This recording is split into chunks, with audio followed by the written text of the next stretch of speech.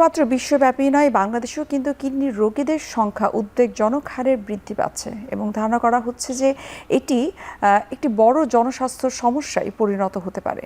আমাদের আজকের আলোচ্য বিষয় হচ্ছে কিডনি রোগ, চিকিৎসায় বর্তমান ও ভবিষ্যৎ। দর্শক, আপনাদের সবাইকে আমন্ত্রণ জানাচ্ছে এসকে ফার্মাসিউটিক্যালস লিমিটেডের সৌজন্যে এখন টিভির নিয়মিত আয়োজন আরোগ্য নিকেতন। আমি নুসরাত দীপা আজ আপনাদের সঙ্গে রয়েছি। আমাদের আজকের যে আলোচ্য বিষয় কিডনি রোগ, চিকিৎসায় বর্তমান এবং ভবিষ্যৎ, এই গুরুত্বপূর্ণ বিষয়টি নিয়ে কথা বলার জন্য আজ আমাদের সঙ্গে স্টুডিওতে উপস্থিত রয়েছেন আমাদের দেশের স্বনামধন্য কিডনি রোগ বিশেষজ্ঞ, কিডনি রোগ প্রতিরোধে গণসচেতনতা আন্দোলন গড়ে তোলার পথিকৃত অধ্যাপক doctor M S. Samad, president kidney awareness monitoring and prevention society camps, এবং সেই সাথে তিনি president Bangladesh society for peritoneal dialysis এবং founder joint secretary kidney foundation. Sir, আপনাকে স্বাগত জানাচ্ছি আমাদের আজকের অনুষ্ঠানে। ধন্যবাদ আপনাকে। স্যার, প্রথমেই আপনার কাছে একটু জানতে চাইবো যে এই যে বিশ্বব্যাপী এবং সেই সাথে বাংলাদেশেও কিডনির রোগীদের সংখ্যাটা দিন দিন বৃদ্ধি পাচ্ছে এবং আমরা যদি পরিসংখ্যানের কথা যদি বলি, সেখানে কিন্তু বলা হয়েছে যে প্রতি বছর বাংলাদেশে শুধুমাত্র 40,000-এরও বেশি সংখ্যক মানুষ, অর্থাৎ তাদের কিডনিজনিত সমস্যা হচ্ছে, তারা মারা যাচ্ছে, অথবা তাদের কিডনি বিকল হয়ে যাচ্ছে, অথবা তাদের ডায়ালাইসিস পর্যন্ত অবস্থায় যেতে হচ্ছে। এখন একটু আমাদেরকে যদি বলতেন যে এটার পেছনে আসলে মূল কারণটা আসলে কি? অ্যাকচুয়ালি যদি পরিসংখ্যানটা বলি যে বিভিন্ন ওভারঅল যে সিনারিওটা, হ্যাঁ, ওভারঅল বাংলাদেশের যে কিডনি রোগীর সংখ্যা, সেটা বিভিন্ন স্টাডির থেকে, খণ্ড খণ্ড স্টাডির থেকে যেটা আসছে যে কিডনি রোগী 3,82,00,000-এর মতো বা তার চেয়ে আরও বেশি। এবং আরও যদি আমরা একদম সূক্ষ্মভাবে যদি এটাকে পরিমাপ করি, যেভাবে ইজিএফআর কত এবং সেটা যদি 100 নিচে আসে তাহলে তার কিডনি রোগ, তাহলে এর সংখ্যা হয়তো আরও বেড়ে যাবে। তো ওভারঅল এই যে কিডনি রোগী এবং যার মানে সর্বশেষ পরিণতি, কিডনি রোগ প্রথমে হয়, কিডনি রোগ হওয়া মানেই কিন্তু কিডনি নষ্ট হয়ে গেছে তা না। রোগ মানে এটা একটা রোগ, চিকিৎসা করলে ভালো হয়ে যাবে। এবং যদি চিকিৎসা না করা হয়, গুরুত্ব না দেওয়া হয়, তাহলে আস্তে আস্তে আমাদের যে কিডনির যে ছাঁকনি আছে, 24 লক্ষ ছাঁকনি, সেগুলো নষ্ট হতে থাকে। একটা গাছ যদি মরে যায় একটা বাগানের, আর সেটা কিন্তু মরা গাছকে আর যতই সার দিয়ে পানি দিয়ে তাজা করা যায় না। তেমনি কিডনির ভিতরে বাগান আছে, যে বাগানে 24 লক্ষ ছাঁকনি আছে, সেই যে ছাঁকনিটা একবার নষ্ট হয়ে যায় ওটা আর তাজা হবে না, আমরা যাই দিই না কেন। তো এইভাবেই যদি এই ছাঁকনিগুলো বিভিন্ন কারণে নষ্ট হতে থাকে, হতে হতে হতে হতে একদম যখন দেখা যায় তার 95% নষ্ট হয়ে গেছে, তখন বেঁচে থাকার জন্য এক ডায়ালাইসিস বা কিডনি সংযোজন ছাড়া আর কোনো উপায় থাকে না। তো আমাদের দেশে যে বাড়তেছে কিডনি রোগের, শুধু আমাদের দেশে বাড়তেছে তা না, বিশ্বব্যাপী কিডনি রোগীর সংখ্যা বাড়তেছে। তবে কোনো কোনো দেশ কিন্তু তাদের সচেতনতার মাধ্যমে, অ্যাওয়ারনেস গ্রো করে, প্রতিরোধের মাধ্যমে সেটা স্থির রাখার চেষ্টা করছে এবং অনেকটা এই বাড়ার গতিকে কমিয়ে আনতে পেরেছে। আচ্ছা। এবং আমাদের দেশ আমরা এখনও পারিনি, কিন্তু আমরা চেষ্টা করে যাচ্ছি যে মানুষকে সচেতন করার জন্য। এবং যদি আমরা সচেতন করতে পারি, যেখানে আমরা 10 ভাগের চিকিৎসা দিতে পারি না, যেহেতু এটা ব্যয়বহুল চিকিৎসা, অত্যন্ত ব্যয়বহুল, সেই জন্য সেখানে আমরা সচেতন হলে 60-70 ভাগ ক্ষেত্রে এটা প্রতিরোধ করতে পারবো। আচ্ছা, আমরা কিডনি বিকল প্রতিরোধ করে ফেলতে পারবো। সেই জন্য আমরা সচেতন করতে চাই। দেশের কথা আপনি বলছিলেন এবং সেই সাথে আপনি বলছেন যে আমরা যদি ব্যক্তিগতভাবে সচেতন হই, সামাজিকতাভাবে যদি আমরা বিভিন্ন উদ্যোগ নিতে পারি, তাহলে সংখ্যাটা কমানো যেতে পারে। আপনি sir kidney awareness monitoring and prevention society অর্থাৎ ক্যাম্পসের প্রেসিডেন্ট। অ্যাজ এ প্রেসিডেন্ট আপনার কাছে জানতে চাইবো যে আপনি আসলে কোন কোন ধরনের ইনিশিয়েটিভ আপনারা এই পর্যন্ত নিয়েছেন, কি কি ধরনের কর্মসূচি সেখানে ছিল এবং কতটুকু সফল আপনারা আসলে হতে পেরেছেন? আসলে আমরা আনুষ্ঠানিকভাবে যে কাজগুলো ক্যাম্পস করে যাচ্ছে সেটা প্রায় 22 বছর ধরে।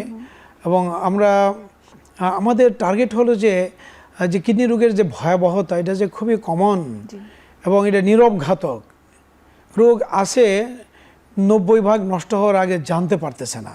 এই যে নীরবে একটা আমাদের যেই গুরুত্বপূর্ণ যে অঙ্গ যে শ্রমিক যে আমাকে রক্ষা করতেছে সারাক্ষণ, মানে আমাদের শরীরের সমস্ত বিষাক্ত পদার্থ বের করে দিয়ে আরও দরকারি জিনিসকে আমার সাপ্লাই দিয়ে, তো সেটা যে এত গুরুত্বপূর্ণ এটা মানুষ সচেতন না, এবং নষ্ট হয়ে যাচ্ছে সেটাও সচেতন না।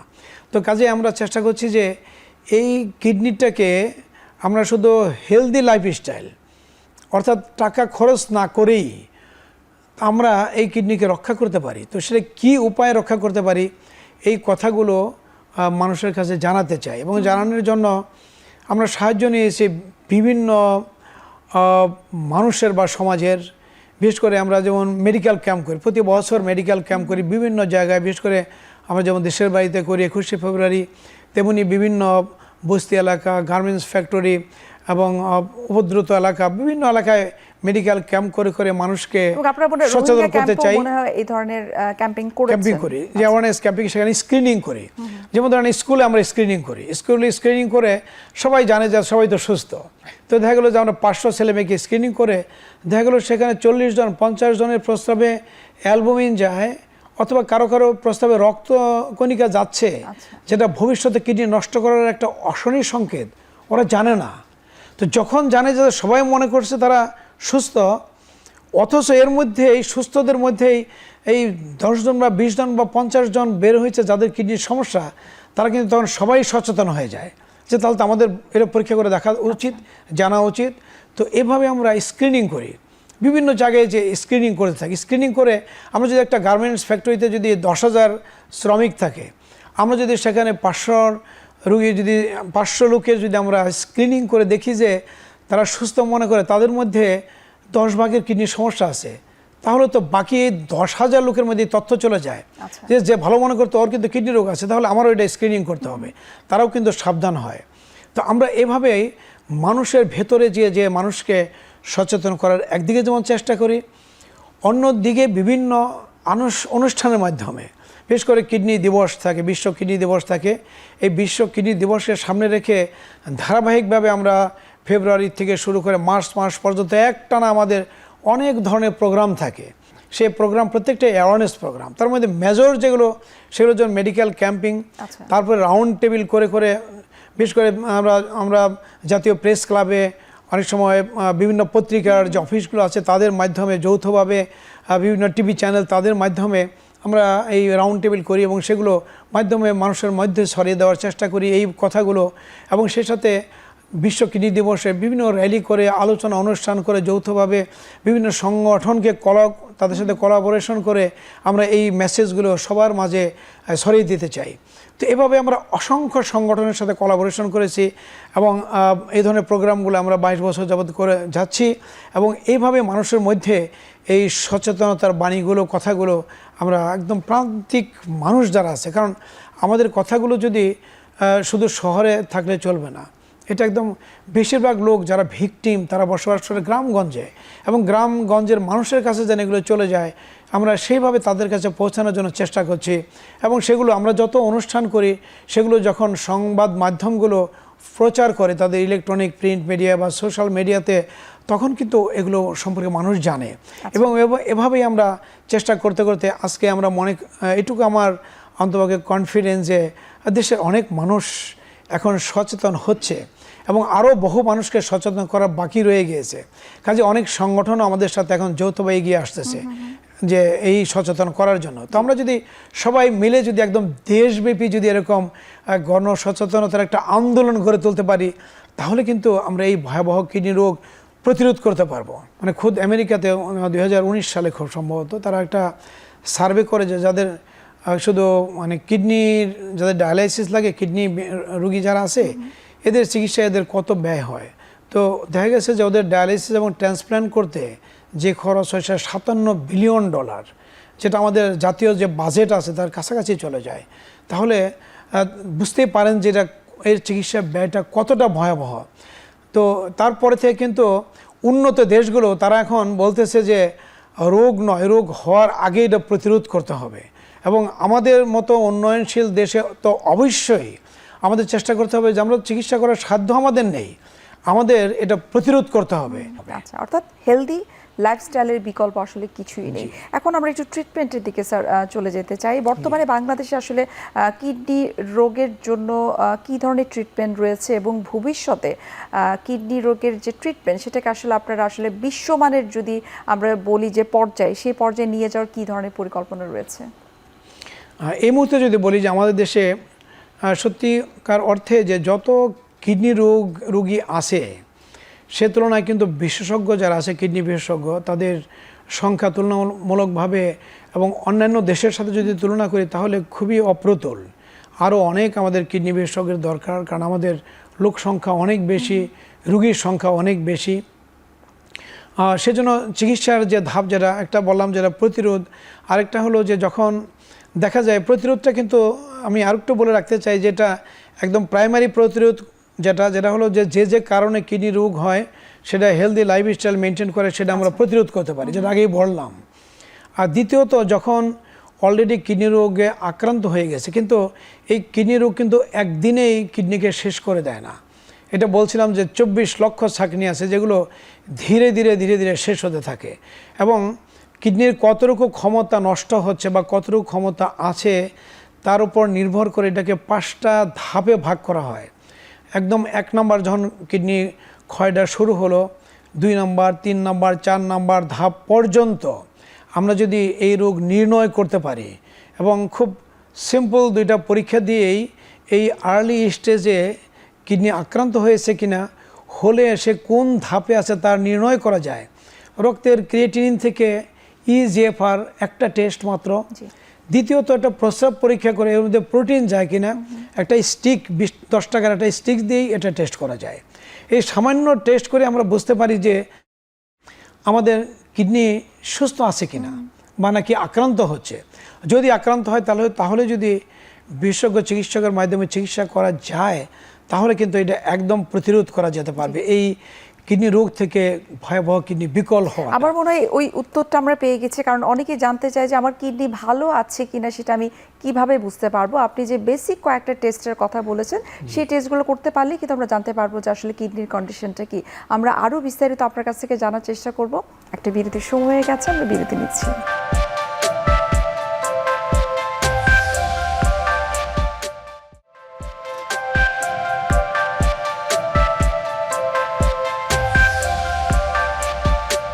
দর্শক, ফিরে আসলাম বিরতি থেকে। আপনাদেরকে অসংখ্য ধন্যবাদ আমাদের সঙ্গে থাকার জন্য। আপনারা দেখছেন এসকে ফার্মাসিউটিক্যালস লিমিটেডের সৌজন্যে এখন টিভি নিয়মিত আয়োজন আর গুলিকেতন। স্যার, আপনার কাছে জানতে চাচ্ছিলাম যে বর্তমানে আসলে কি ধরনের ট্রিটমেন্ট রয়েছে এবং ভবিষ্যতে কি ধরনের ট্রিটমেন্ট অর্থাৎ বিশ্বমানের যে পর্যায়টা সেটা আমরা বাংলাদেশে নিয়ে আসতে পারবো কিনা। আমরা যদি বলি যে বর্তমানে বাংলাদেশে যে চিকিৎসা যে ফ্যাসিলিটি সুবিধা আছে সেগুলো উন্নত বিশ্বে যে ধরনের চিকিৎসা হয় আর বাংলাদেশে কিডনির যে চিকিৎসা, এখানে মানগত যে খুব বেশি পার্থক্য তা না। বলতে পারি যে আমাদের কোয়ান্টিটি যে সংখ্যাটা, সুযোগটা তুলনামূলকভাবে কম, কিন্তু এখানে অনেক যে বিশেষজ্ঞ যারা তৈরি হয়েছে পর্যন্ত প্রায় 400 মতো কিডনি রোগ বিশেষজ্ঞ যারা নেফ্রোলজিস্ট, এবং তার চেয়ে বেশি সংখ্যক হবে ইউরোলজিস্ট যারা সার্জারি করে, তাদের সংখ্যাও আছে। এবং আমাদের দেশে কিন্তু কিডনির জন্য যেমন ডায়ালাইসিস, হিমোডায়ালাইসিস, আরেকটা যেটা পেটে করা যায় আরেকটা নতুন পদ্ধতির একটা কিডনি চিকিৎসা, কিডনি বিকলের চিকিৎসা সিএপিডি, সেটাও কিন্তু আমাদের সেই 97 সাল থেকে আমাদের দেশে এখানে অ্যাভেলেবল।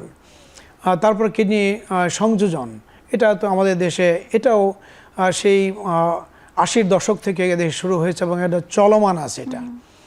তবে প্রয়োজনের তুলনায় এখনও আমাদের এটা কম। আমাদের প্রয়োজন আসলে আরও অনেক বেশি ডায়ালাইসিসের ফ্যাসিলিটি, সিএপিডির ফ্যাসিলিটি এবং কিডনি সংযোজনের ফ্যাসিলিটি। আচ্ছা, তো ভবিষ্যতে আমরা আমাদের যে বর্তমান যেগুলো আছে এগুলোকে আমাদের পরিধি কীভাবে বাড়ানো যায় সেগুলো নিয়ে আমাদের একটা আলোচনা করার সুযোগ আছে। এবং ভবিষ্যতে কিন্তু আমাদের অনেক স্বপ্ন আছে, ড্রিম আছে, বিশেষ করে নেফ্রোলজি যারা আমরা এমন দেখতে চাই, 1 নম্বর যে এটা প্রতিরোধ করে এমন পর্যায়ে নিতে চাই যে কিডনি রোগীর সংখ্যা অনেক কমে যাবে। দ্বিতীয়ত যাদের কিডনি বিকল হয়ে যাবে তাদের চিকিৎসা বর্তমানে যে ধরনের কিডনি ট্রান্সপ্লান্ট করতে আমাদের যে ডোনার যে দাতার সংকট আছে সেটা নিরসনের জন্য বিকল্প কিছু ব্যবস্থা হচ্ছে। একটা হলো যেমন ক্যাডাভারিক, যারা মৃত মানুষ তারা উন্নত দেশে যেমন তাদের কিডনি বা অঙ্গ দান করে, সেগুলো দিয়ে যেমন আমরা আমাদের কিডনি সংযোজন করতে পারি, সেটা যেমন এই দেশে এটার ফিল্ড, এটার ভবিষ্যতের সম্ভাবনা অনেক, যদি আমরা এটাকে মোটিভেট করতে পারি। প্রেক্ষাপটে মনে হয় প্র্যাকটিসটা একটু এখনো কম শুরু মাত্র দুইটা ডোনার কাছ থেকে ট্রান্সপ্লান্ট হয়েছে। তবে এটা যেমন আমেরিকাতে 60% ট্রান্সপ্লান্টেশনই কিন্তু হলো এই যারা মৃত ব্যক্তি তাদের থেকে, ইউরোপেও তাই, কিন্তু আমাদের এটাকে একেবারেই নগণ্য সংখ্যা। তবে আগামীতে আশা করি এই সংখ্যাটা বাড়ানো যাবে এবং ভবিষ্যতে আরও কিছু সম্ভাবনা, যেগুলো যে আমরা যখন ডায়ালাইসিস করি, হিমোডায়ালাইসিস, একটা মেশিনের ওজন প্রায় 300 কেজির মতো, বিশাল একটা মেশিন, সেগুলো আমার ডায়ালাইসিস করতে হয়। কিন্তু এখন চেষ্টা করা হচ্ছে যে এই মেশিনটা ছোট করে এতটা করা যায় কিনা যে যেটা হাতে করে নিয়ে যেখানে যাবে সেখানেই তার ডায়ালাইসিস তারা করতে পারবে নিয়ে যেয়ে, অর্থাৎ যারা ডায়ালাইসিস করছে তাকে সেন্টারে আসার দরকার নাই, তার ছোট্ট একটা মেশিন থাকবে, মেশিন নিয়ে যেখানে কর্মক্ষেত্র হোক আর যেখানে বেড়াতে যাক না কেন সাথে নিয়ে যেতে পারবে। অর্থাৎ ডায়ালাইসিস করার সময় তার স্বাভাবিক জীবনযাত্রা ব্যাহত হবে না তার এভাবে। এবং যারা সিএপিডি যেমন এখন আমরা 2 লিটার পানি আমরা পেটে সাধারণত দিয়ে থাকি এবং 8 ঘন্টা পরে পানিটাকে বের করে নিই, অর্থাৎ পেটে যতক্ষণ পানিটা থাকে তখন পেটের যে ঝিল্লি আছে বা আবরণ আছে, আবরণের গায়ে যে ছোট ছোট রক্তনালী আছে, সেই রক্তনালীর থেকে সমস্ত পয়জনগুলো এই পানিতে চলে আসে। আর এই পানিতে যে সমস্ত আমাদের দেহের জন্য প্রয়োজন সেই উপাদান থাকে, যেটাকে আমরা সিপিডি ফ্লুইড বলি, তার মধ্যে সেই উপাদানগুলো আবার রক্তে চলে যায়। তো 8 ঘন্টা পরে যখন এই পানিটা বের করে নিয়ে আসি তখন সব পয়জনকে সে বের করে নিয়ে আসতেছে, তো এটাকে বলা হয় সিএপিডি। তো এটা 8 ঘন্টা পর এটা করতে হয়, 2 লিটার বা 2.5 লিটার পানি দিতে হয়। অনেক সময় এটা মেশিন দিয়ে করা যায় রাত্রে শুয়ে থেকে। তো এটার আরও উন্নত ভার্সন আসতেছে যে ব্যাগটা এত ছোট হবে এবং এটা রিসাইক্লিং হবে, যেটা একটা বেল্টের মধ্যেই নিয়ে ব্যাগ নিয়ে মানুষ ঘুরে বেড়াবে, আর যেখানে সমস্ত কর্মক্ষেত্র কাজে কর্মে বেড়াইতে সব জায়গায়, এবং এটা রিসাইক্লিং হতে থাকবে এবং এর ওজন 1 পাউন্ড থেকে 2 পাউন্ড হবে মাত্র, এই দিয়ে সে ডায়ালাইসিস করতে পারবে। সেই ডিভাইসগুলো আবিষ্কারের পথে, সেগুলো নিয়ে রিসার্চ হচ্ছে। এবং আরেকটা যে ডিভাইস উন্নত যেটা আসতেছে সেটা হলো আর্টিফিশিয়াল কিডনি, যেটা বলা হয়। তো আর্টিফিশিয়াল কিডনি বলতে যে একটা কিডনি তৈরি করে, কারণ কিডনি তো পাওয়া অনেক দুষ্কর, যে কি একজনের জীবন্ত মানুষ একজন কিডনি দিবে, তো কিডনি যখন সে দিবে সে দিতে চাইলেই নেওয়া যায় না, তার সাথে ব্লাড গ্রুপে মিলতে হয় এবং টিস্যু ম্যাচিং হতে হয়, প্রটোকলগুলো থাকে, সেগুলো কিন্তু মেইনটেইন করা অনেকটা কঠিন, অনেকগুলো পরীক্ষা নিরীক্ষা করে সব যখন ম্যাচিং হবে, মিলে যাবে, তখনই সে কিডনি লেনদেন এটা করা যেতে পারে। আরেকটা রিসার্চ হচ্ছে যেটা স্টেম সেল নিয়ে। এটা হলো এমনই একটা কোষ, এটা যেমন মায়ের পেটে যখন ভ্রূণ হয় তখন কি হয়, একটা মার থেকে একটা বাবার থেকে, এই দুটোর থেকে দুটো কোষ আসে, দুইটা কোষ মিলে কিন্তু একটা ভ্রূণ তৈরি করে। সেটা প্রথমে দুইটা মিলে যখন তৈরি করে সেখানে কিন্তু একটা কোষ হয়ে যায়, সেটা একটা থেকে দুইটার থেকে 4টা বিভাজন হতে তারপরে দেখা যায় যে একসময় অঙ্গ প্রত্যঙ্গগুলো তৈরি হতে শুরু করে।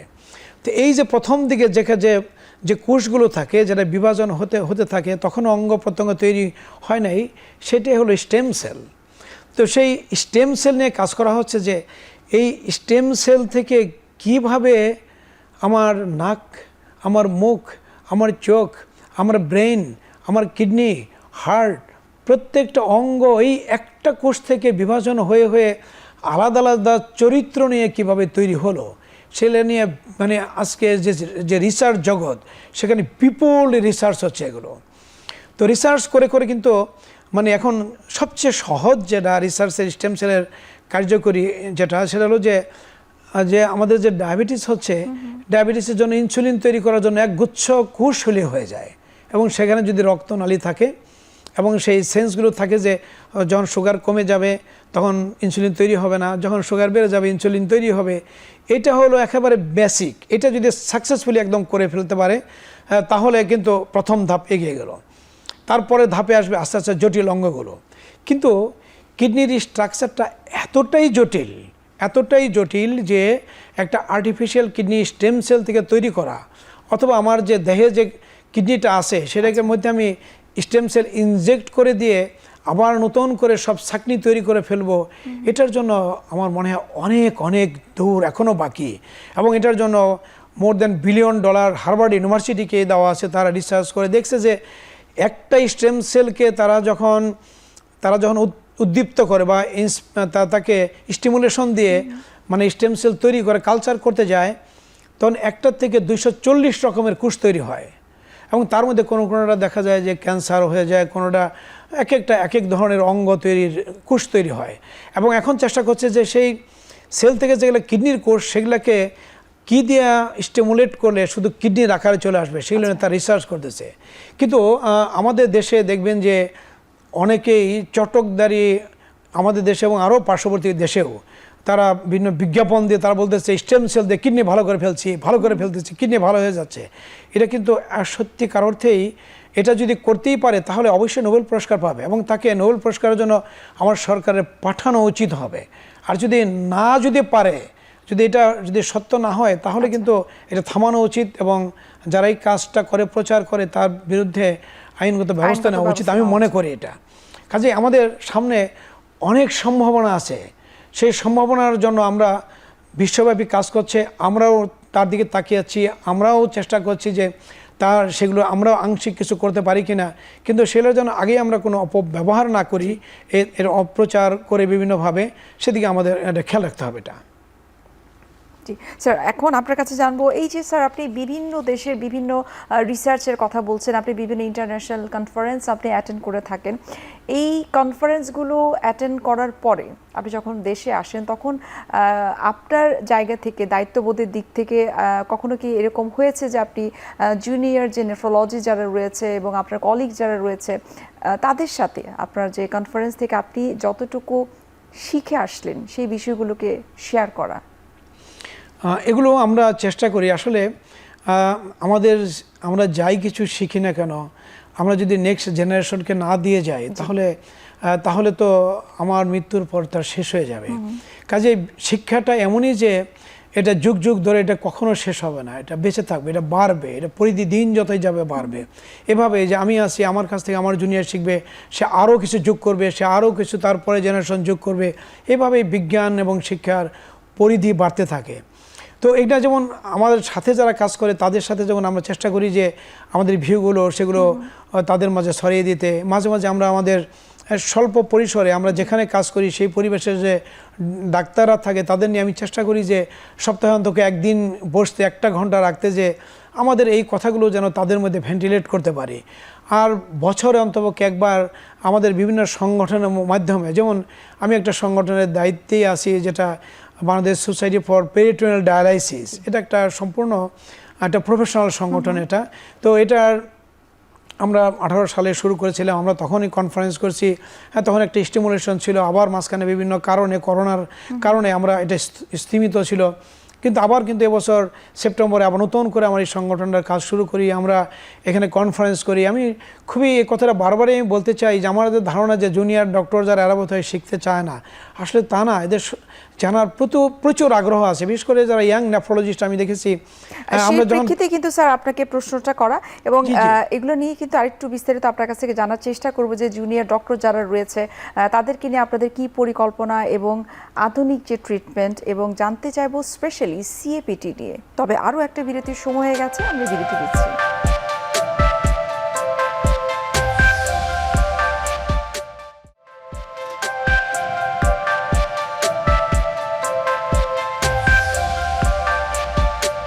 ফিরে আসলাম বিরতি থেকে। আপনাদেরকে অসংখ্য ধন্যবাদ আমাদের সঙ্গে থাকার জন্য।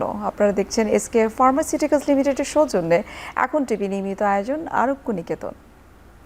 স্যার, যেমনটি বিরতির আগে জানতে চাচ্ছিলাম যে জুনিয়র নেফ্রোলজি যারা রয়েছে তাদের একটা প্রত্যাশা থাকে, আপনারা যারা স্বনামধন্য কিডনি বিশেষজ্ঞ রয়েছেন আপনারা ইন্টারন্যাশনাল কনফারেন্স থেকে কি কি শিখে আসছেন, এবং আমি যতটুকু জানি এটা অফিসিয়ালি বা বিভিন্ন অর্গানাইজেশনের একটা প্রোটোকলও থাকে যে আফটার কনফারেন্স একটা সেশন তৈরি করা বা একটা সেমিনারের মাধ্যমে তাদেরকে শেখানো যে আমরা কি কি আসলে বিষয় জেনে আসলাম এবং ভবিষ্যতে এই ট্রিটমেন্টটাকে কিভাবে আমরা আগাতে পারি। আমরা যাই কিছু শিখি না কেন আমাদের নেক্সট জেনারেশনকে জানাতেই হবে। এবং এই জন্য আমাদের আমরা ব্যক্তিগতভাবে আমরা যেমন বললাম যে আমাদের যেখানে যে কাজ করি, আমাদের সাথে যারা কাজ জুনিয়র ডক্টর কাজ করে তাদের মধ্যে আমাদের যেটুকু যা জ্ঞান আছে সেটুকু ছড়ানোর জন্য সেটা প্র্যাকটিক্যাল এবং থিওরিটিক্যাল আমরা চেষ্টা করি। এবং আমি প্রতি সপ্তাহেই অন্তত একবার করে সবার সাথে বসে চেষ্টা করি তাদের শেখানোর জন্য। তাছাড়া আমাদের যে সংগঠন আছে যেমন বাংলাদেশ রেনাল অ্যাসোসিয়েশন, তাদেরও প্রতি বছর একবার করে একটা অ্যানুয়াল কনফারেন্স হয় এবং সেই কনফারেন্সের মাধ্যমে সমস্ত জুনিয়র ডক্টর তাদের জানানোর চেষ্টা করা হয়। Bangladesh society for peritoneal dialysis, এটাও যেমন আমার এটার প্রেসিডেন্ট হিসাবে আমার একটা দায়িত্বপ্রাপ্ত আমি আছি, যার জন্য এটা আমরা এবছর মাঝখানে যদিও একটা গ্যাপ ছিল, কিন্তু এবছর সেপ্টেম্বরে আবার নতুন করে ফরমেশন হয়। হওয়ার 2 মাসের মধ্যেই কিন্তু আমরা একটা ইন্টারন্যাশনাল কনফারেন্স আয়োজন করি। এবং এখানে একটা জিনিস আমাকে খুবই মানে ইন্সপায়ার করেছে যে আমরা জুনিয়র ডক্টরদের আমাদের ইচ্ছা ছিল ওদের একটু সিএপিডি সম্পর্কে ধারণা দেব, যে এটা একটা প্রসিডিওর, এটা কিন্তু ইন্টারভেনশনাল নেফ্রোলজি, একটা প্রসিডিওর, অর্থাৎ পেটে একটা নল আমাকে লাগিয়ে দিতে হবে, পেটটা ছিদ্র করে বা মিনি ল্যাপারোটমি ছোটো করে কেটে সেখানে নলটা লাগিয়ে দিয়ে সেটাকে আবার বেরিয়ে আসতে হবে এবং সেটা কীভাবে মানে এক্সচেঞ্জগুলো করবে এবং সেটা আসেপ্টিক ওয়েতে কোনো ইনফেকশন যাতে না হয় এবং সেই ট্রেনিংটা তাদেরকে পুরোপুরি দিতে হবে। কাজেই এটার প্রতি যে প্রশিক্ষণ দেওয়া এটাও একটা বেশ মোটামুটি কঠিন কাজ। তবে আমরা যে সোসাইটিতে বেশ আমাদের যে ইয়াং আরও কিছু ডক্টর আছে যারা এর সাথে জড়িত, এটার যে সেক্রেটারি এবং আরও যে অন্যান্য যারা আছেন এরাও সাংঘাতিক দক্ষ এবং তারা খুবই কর্মঠ, তারাও তাহলে খুবই আগ্রহী। তা আমরা মিলে একটা প্ল্যান করলাম যে আমরা একদিনের একটা ওয়ার্কশপ করবো যেখানে জুনিয়র নেফ্রোলজিস্টদের আমরা ট্রেনিং দেবো। তো সেখানে আমাদের টার্গেট ছিল যে যদি 40 জন নেফ্রোলজিস্ট আসে, যদি আসে তাহলে তো এটা অনেক বড় কাজ হবে। তো আমি আশ্চর্য হয়ে গেলাম যে যখন তাদের রেজিস্ট্রেশনের জন্য আমরা আহ্বান করলাম, দেখলাম যে সেই যেখানে আমরা এক্সপেক্ট করছি 40, সেখানে 162 জন রেজিস্ট্রেশন করছে শুধু ওই ট্রেনিংয়ের জন্য। এবং তাছাড়া যে কনফারেন্স পরের দিন, সেই কনফারেন্সের জন্য আমরা প্রায় 250-র চেয়ে বেশি নেফ্রোলজিস্টকে আমরা যতটুকু অ্যাকোমোডেট করতে পারি তারপর আমরা বন্ধ করে দিতে হয়েছে রেজিস্ট্রেশন। তাদের আগ্রহ, প্রচুর আগ্রহ আছে, তারা জানতে চায়। তো আমরা কিন্তু এখানে ট্রেনিংয়ের জন্য আমরা 15টা স্টেশন করছি। স্টেশন করে একদম সিএপিডি কী, সেটা কি প্রসিডিউরে করতে হয় এবং এটার কি কি জটিলতা হতে পারে, এটার কি কি বেনিফিট আছে, এর হেলথ বেনিফিট কী কী আছে, এটার হিমোডায়ালাইসিস থেকে এটার পার্থক্য কী, কোনো জটিলতা যদি কখনো হয়ে যায় তাহলে সেটা কিভাবে সেটা প্রতিরোধ করতে হবে। এবং এই প্রসিডিউরটা হাতে কলমে করার জন্য সেখানে ডামি অ্যাবডোমেন আমরা তৈরি করছি এবং সেখানে লেয়ার বাই লেয়ার তৈরি করা হয়েছে এবং সেই লেয়ার বাই লেয়ার কীভাবে ক্রস করে যে সেখানে এই ক্যাথেটার ফিট করতে হবে, আমরা সমস্ত কিছু সেগুলো আমরা চেষ্টা করছি তাদের শেখানোর জন্য। এবং যারা এখানে যারা শিখে গেছে তারা আমরা মনে করি যে মোটামুটি কনফিডেন্ট তারা, এবং তাদেরকে আমরা বই আকারে ছোটো দিয়ে দিয়েছে যাতে পরে আবার এগুলোকে রিক্যাপিচুলেশন করতে পারে, আবার তারা জানতে পারে। এবং পরবর্তী সময় রেনাল অ্যাসোসিয়েশনে আরেকটা অনুষ্ঠান হয় রেডিসনে, তখন আমরা সেখান থেকে আবার 2 ঘন্টা নিয়ে নেই এই পেরিটোনিয়াল ডায়ালাইসিস সোসাইটি, এবং সেখানেও কিন্তু তাদেরকে আবার আমরা রিট্রেনিং করি। তো এভাবে যদি রিট্রেনিং করতে পারি তাহলে আমাদের যে ইয়াং যারা নেফ্রোলজিস্ট আছে আমি মনে করি তাদের মধ্যে প্রচুর আগ্রহ আছে, প্রচুর উৎসাহ আছে এবং তারা এই সিএপিডিকে একদম প্রত্যেকটা থানায় শুধু ডিস্ট্রিক্টে না, থানায় পর্যন্ত তারা পৌঁছে দিতে পারবে। কিন্তু পাশাপাশি এই কথাটা আমি জানিয়ে রাখতে চাই যে বর্তমানে কিন্তু যে ডায়ালাইসিসগুলো পদ্ধতি আছে, 2টা ডায়ালাইসিস পদ্ধতি মূলত একটা মেশিনে করা হয় যেটা হিমোডায়ালাইসিস, আর একটা পেটে যেটা করা হয় এটা সিএপিডি। তো এই মেশিনের ডায়ালাইসিস যেটা করা হয় সেটা কিন্তু একটা সেন্টারে যে করা হয়, অর্থাৎ এক জায়গায় 10টা 20টা 50টা মেশিন আছে, সেখানে নার্স থাকে, ডাক্তার থাকে, সেখানে রুগীদের যেতে হবে। এবং এই যে সেন্টার, সেই সেন্টারগুলোর সারা বাংলাদেশের 61 ভাগ সেন্টার হলো শুধু ঢাকাতে, আর চিটাগাংয়ে আছে, চিটাগাং শহরে আছে হলো 18 ভাগ। তো সব মিলিয়ে প্রায় 80 ভাগ হলো চিটাগাং আর ঢাকা শহরে, আর বাকি ডিভিশনগুলোতে মাত্র 20 ভাগ। অর্থাৎ এটা অ্যাসিমেট্রিক্যালি, এটা ইউনিফর্মলি কিন্তু সারা দেশে কিন্তু এই হিমোডায়ালাইসিস ফ্যাসিলিটিস নাই, যার জন্য যারা দূর দূরান্ত যে শহরগুলো আছে, ডিস্ট্রিক্টগুলো আছে, অনেক ডিস্ট্রিক্টে কোনো ডায়ালাইসিস সেন্টারই নাই। তারা বঞ্চিত চিকিৎসা থেকে, এবং সপ্তাহে যেখানে 2 দিন 3 দিন ডায়ালাইসিস করতে হয়, সেখানে এত দূরে থেকে সেই গাড়ি এত ভিড় ঠেলে এসে তারা ডায়ালাইসিস করে আবার বাড়ি যাওয়া, এবং প্রত্যেকটা রোগী তো অসুস্থ থাকে, তাদের ট্রাভেল করা এই ভ্যানে করে, এই রিক্সায় করে, তাদের গাড়িতে করে যাওয়া একদিকে যেমন অত্যন্ত ব্যয়বহুল, তেমনি আবার এটা কষ্টসাধ্য।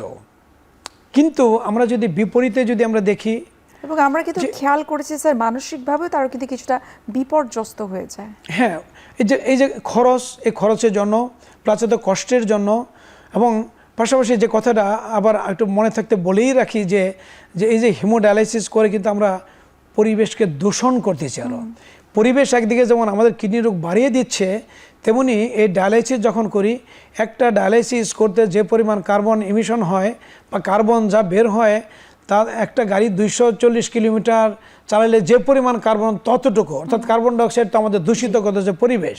এবং এখানে যে পরিমাণ পানি খরচ হয়, সেটা 100 ডায়ালাইসিস করতে যে পরিমাণ পানি খরচ হয়, তা প্রায় 1 বছরের জন্য তা প্রায় 36 লক্ষ, মানে 3.6 মিলিয়ন, অর্থাৎ 36 লক্ষ লিটার বিশুদ্ধ পানির সমপরিমাণ। যেখানে আমরা পানির ক্রাইসিসে ভুগি, সেখানে কত পানি অপচয় হয়ে যাচ্ছে। এবং তাছাড়া প্রচুর পরিমাণে প্লাস্টিকের ব্লাড লাইন, ডায়ালাইজার, এই যেগুলো ডিসপোজেবল আইটেম, এগুলো হচ্ছে, এগুলো আমাদের পরিবেশ দূষণ করতেছে এই হিমোডায়ালাইসিস। কাজেই আমরা যদি এর বিকল্প হিসাবে সিএপিডিকে যদি আমরা ডক্টরদের আগ্রহ, এদের যেমন ট্রেনিং করাতে পারি, এবং তাহলে এই সিএপিডিকে আমরা কিন্তু একদম গ্রামগঞ্জ পর্যন্ত নিয়ে যেতে পারি। কিন্তু নিতে পারছি না কেন? আমরা একটা বড় একটা চ্যালেঞ্জ এর মধ্যে আমরা পাচ্ছি। আচ্ছা স্যার, আপনি চ্যালেঞ্জের কথা যেহেতু বললেন, সেই চ্যালেঞ্জটা সম্পর্কে জানতে চাই, এবং এক্ষেত্রে স্বাস্থ্য অধিদপ্তরের ভূমিকাটা কি সেটা সম্পর্কে জানবো। আরও একটা বিরতির সময় হয়ে গেছে, আমরা বিরতি দিচ্ছি।